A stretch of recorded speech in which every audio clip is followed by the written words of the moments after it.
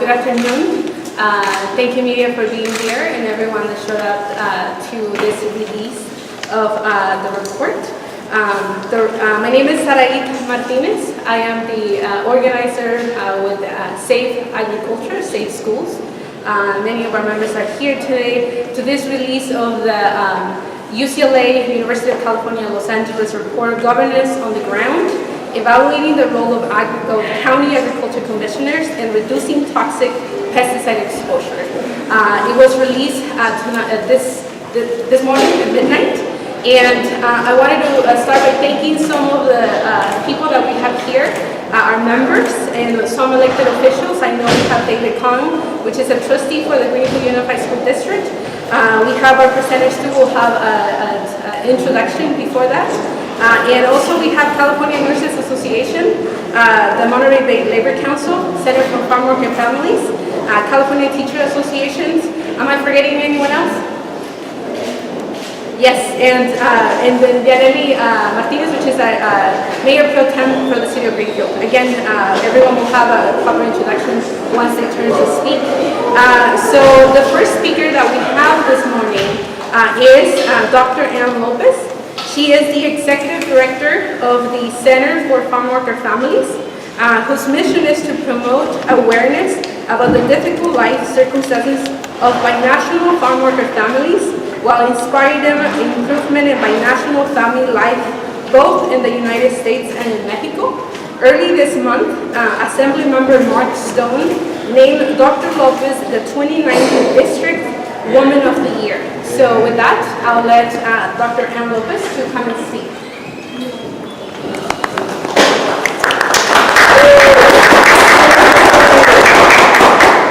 Thank you very much, Sadie, for that wonderful introduction. And I'm happy to be with all of you today to discuss this UCLA study on governance on the ground and evaluating the role of county agriculture commissioners in reducing toxic exposures. So I'm going to just outline the two questions that were addressed. Number one, are the county agricultural commissioners throughout California evaluating and recommending less toxic alternatives for highly toxic restricted use pesticides like chlorpyrifos as they are mandated to do by law. That's number one. And number two is, are county agricultural commissioners evaluating the cumulative impacts of the applications of two or more different restricted use pesticides on the same or adjacent fields? And UCLA did another study a few years ago in which they studied the cumulative effect and found that when two or more pesticides are used simultaneously, their impact is augmented. It's augmented more and has more negative effect on human health than either pesticide by itself. And the researchers' results for the current study indicate, in fact, that county agricultural commissioners in the state of California are not doing their legally mandated job to either question number one or two. They are not recommending safer alternatives to chlorpyrifos, and they are not evaluating the cumulative effects of sequential spraying of different pesticides on the same or adjacent fields. They are registering the pesticides for application without the required oversight. In fact, they either pass the responsibility on to a third party, such as pest control advisors, or approve registration for the use of some of the most toxic fumigants, including chlorpyrifos, chlorpicrin, metamsodium, and carcinogenic talone, without any county agricultural commissioner oversight. Farm workers are the most exposed population to the negative health effects of these toxic pesticides in the state. And I have worked with farm worker families now for the past 22 years And many parents call me from the fields to tell me that they are spraying right near where they're working and people are fainting, vomiting, feeling dizzy, etc. And interestingly enough, when I call the agricultural commissioner, he sends out a delegation to investigate. Once they're gone, the grower blames the farm workers, like it's their fault. The other thing in Monterey County in 2016, I mean, you people are inundated. Fumigants were applied at the third highest level in the state with 3 million, almost 3,500,000 pounds. More than 1 million pounds of the carcinogenic fumigant were applied. When I visit farm worker families, invariably I find at least one child, sometimes more, who has been impacted by chlorpyrifos. Their pregnant mothers were exposed while working in the fields, and they exhibit classic symptoms like ADHD is very common, inability to learn, inability to memorize, even to speak at an age-appropriate time. And so, and this, to me, this is tragic because every farm worker parent I've ever talked with wants their kids educated and out of farm work. So now with their brain damage, what chance do they have of realizing that dream? So I ask the question, why don't farm workers matter? Are they viewed as discardable human beings with an average life expectancy of only 49 years? What would we do without them? And why don't we and the environment matter? We must put pressure on these county agricultural commissioners who are not fulfilling the legally required mandates of the two objectives addressed in the UCLA research study. It's the only way that we, the farm workers, and the environment will be safe. Thank you.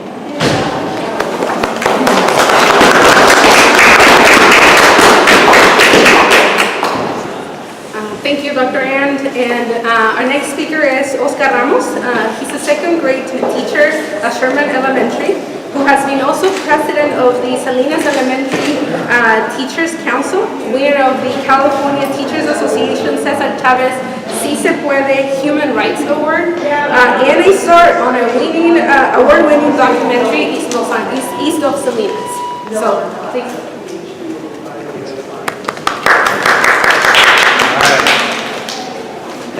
Good afternoon, everyone. Yes, my name is Oscar Ramos, and I've been teaching in the same school in Salinas for 23 years.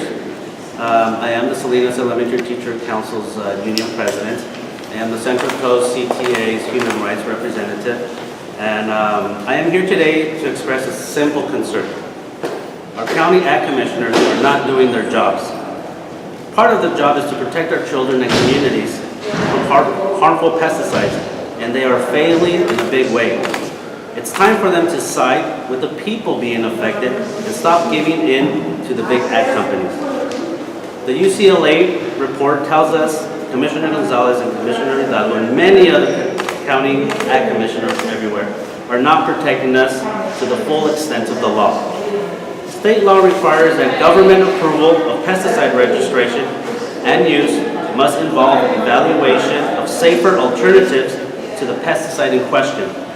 The UCLA researchers requested all documents, including emails and other digital documents, that were A, submitted to the county ag commissioner by or on behalf of the applicant, or B, generated by the California ag commissioner relating to such applications and related notices of intent.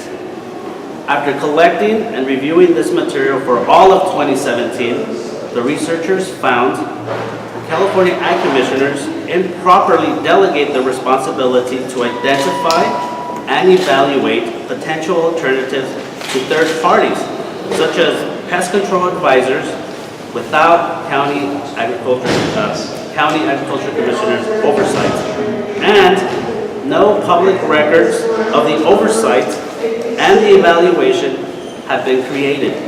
At least none were submitted in response to our PRA request. Rather, the nature of the evaluation and underlying justification for the decisions are impenetrable.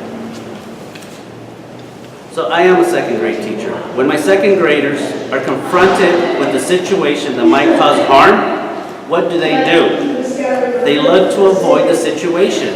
It's simple, isn't it? I'm certain our county ag commissioners can follow simple second grade common sense.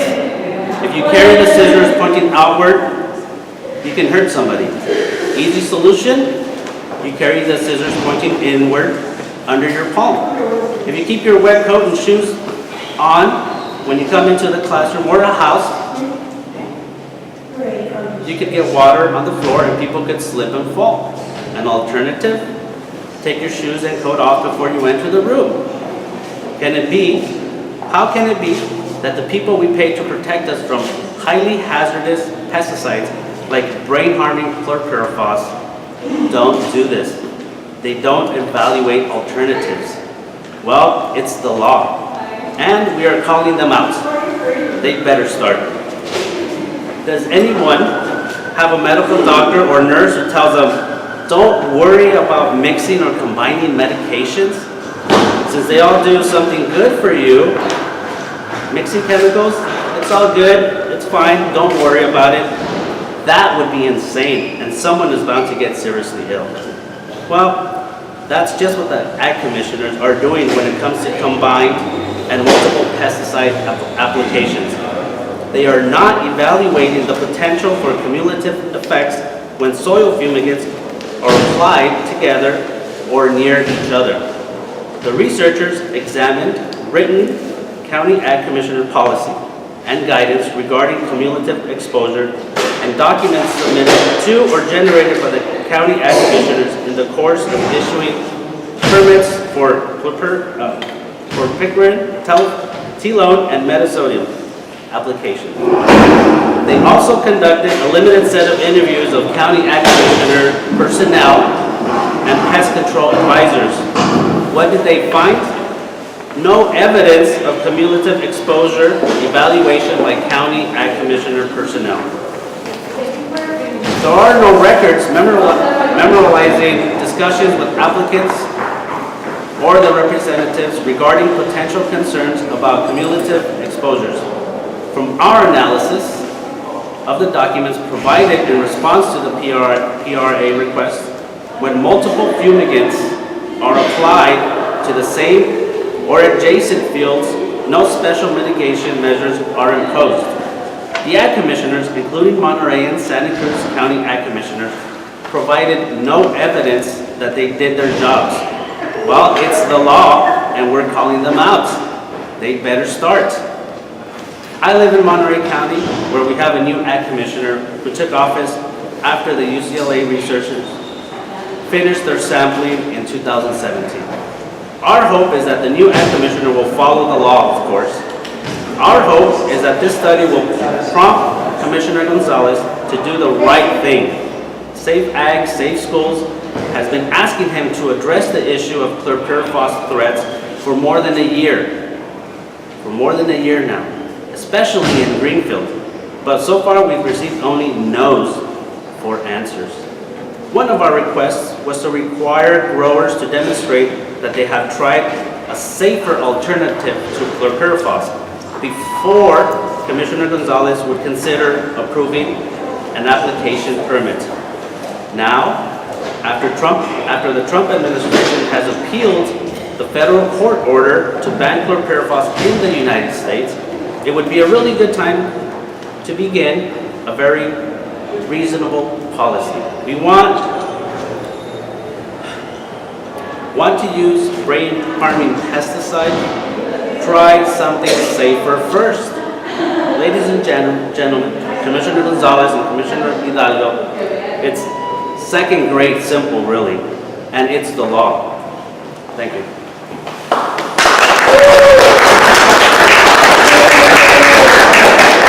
Our third speaker today is Cesar Lara. Is the longtime executive director of the Monterey Bay Central Labor Council, a local body of the AFL-CIO, representing 80 unions and more than 39,000 union members and their families. Brother Lara is also a steering committee member of Californians for Pesticide Reform.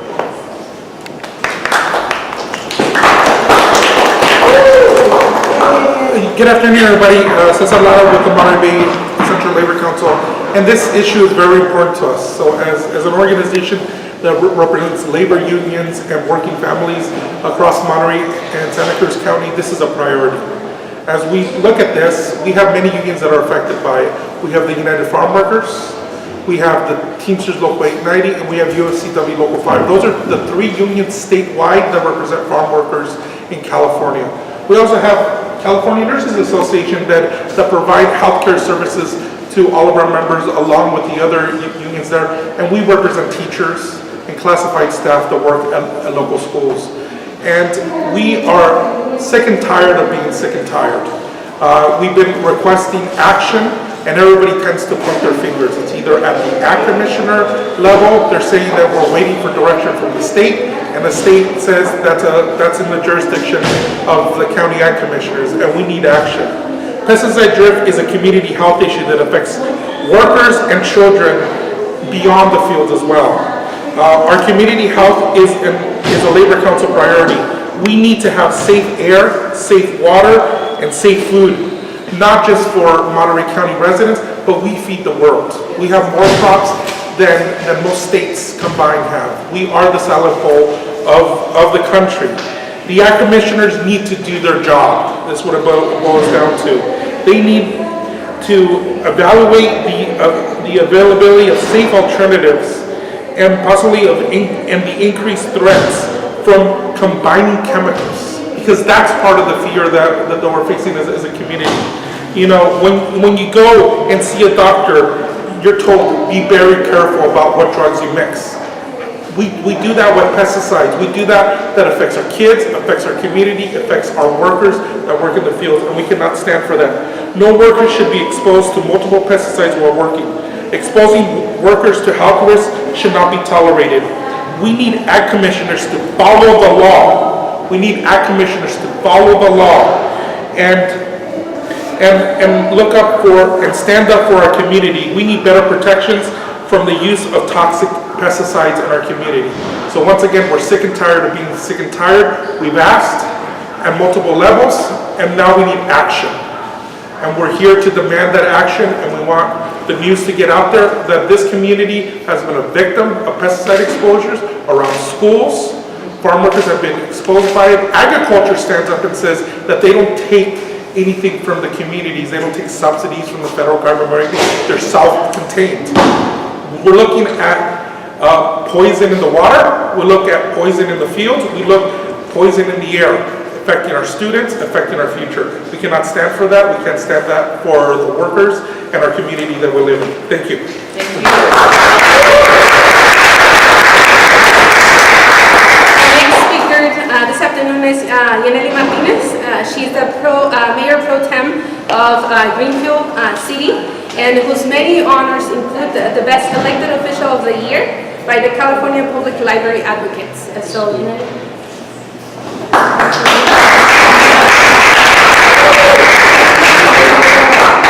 Good afternoon, everyone. For generations, chlorpyrifos has been damaging the brains of babies in Greenfield. There has been more chlorpyrifos used in the city of Greenfield than any other place in Monterey County. The report tells us that across the state, chlorpyrifos is an issue, not just in Monterey County. But I'm here to speak up about the two cities that have the highest quantity of chlorpyrifos in my community, which is Vista Verde Middle School and the Greenfield High School. I'm also here as a mother of four and also representing my community. If I want to keep my children safe, at the same time, I want to keep my whole community safe. Our children, the future. The county's ag commissioner's job should be of protecting our communities from toxic pesticides. We call for the ag commissioners to follow the law that requires them to evaluate a safer alternative. Let that sink in. We want them to evaluate a safer alternative. We have the science that backs up that chlorpyrifos is a horrible, hazardous chemical that affects the brain, the lungs. We cannot allow that anymore. I am currently living in Greenfield and having to deal with many children that are sick, either with cancer, either lower IQ, autism, asthma, you name it. Is that normal? I don't think so. I think we shouldn't have another child in my community or anywhere else diagnosed with anything like that. I ask that our Ag Commissioner, Henry Gonzalez, who just came on board, like many of our past speakers have shared, after this study was concluded from UCLA. So I ask you, Henry Gonzalez, our Ag Commissioner, to please cooperate and work with us hand in hand to make sure that our kids have a future, to make sure that we all have a future, because it's not just affecting my community, our farm workers, it's affecting the people that are watching us on via live stream, on news stations. You guys are eating these vegetables. Are you guys asking? Are you guys demanding what's being put in your crops?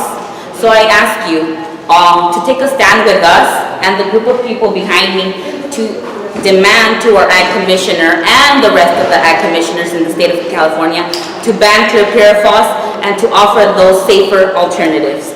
Thank you very much.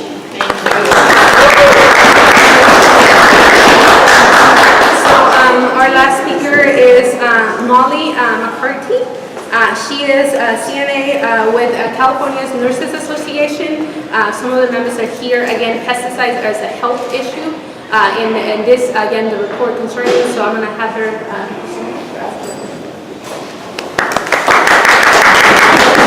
So nurses know that pesticide drift and the use of extremely poisonous and dangerous insecticides such as chlorpyrifos and other known cancer-causing soil and ground fumigants are major threats to our community health and welfare.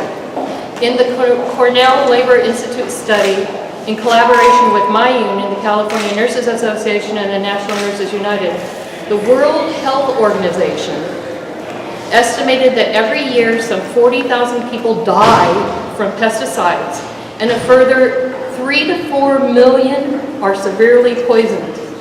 And while it may be true that pesticides include a range of products that prevent damage to crops or plants or kill weeds, insecticides, which kill and deter insects, as health professionals, registered nurses also know that the fact is these same products, particularly insecticides, have been associated with neurological problems, childhood developmental delays, and severe handicaps at even low levels of exposure.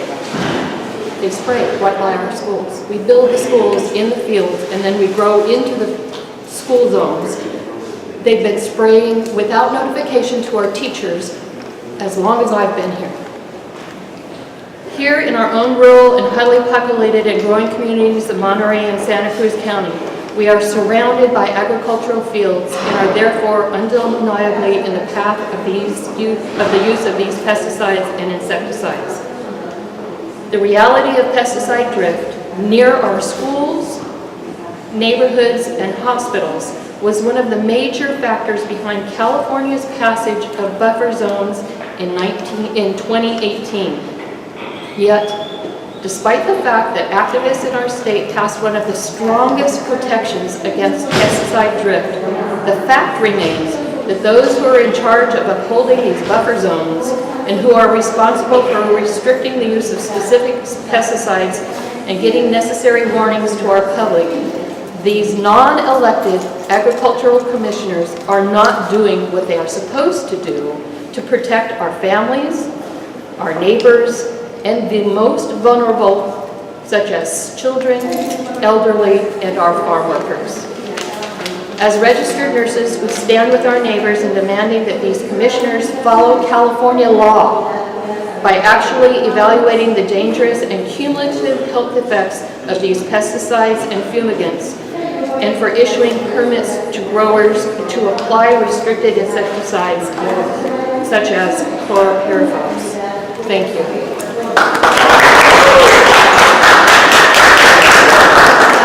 My name is Joe Donahue. I'm a registered nurse. I've been out here in California since 1973.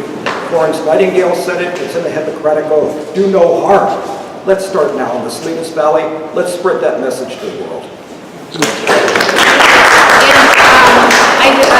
This concludes our press conference. We do have some amazing leaders within our group. Again, David Kong, trustee for the Greenfield Union School District, and I know we just got another union, Alisa Teacher Association. Karen Cameron is also available, as well as all of our speakers and our community members here that have been active in the pesticide movement. To provide some comments to any media, or if you would like to get an interview. So again, we want to thank everyone for being here today, and again, the fight to ensure that our communities are protected it continues. So thank you so much, everyone.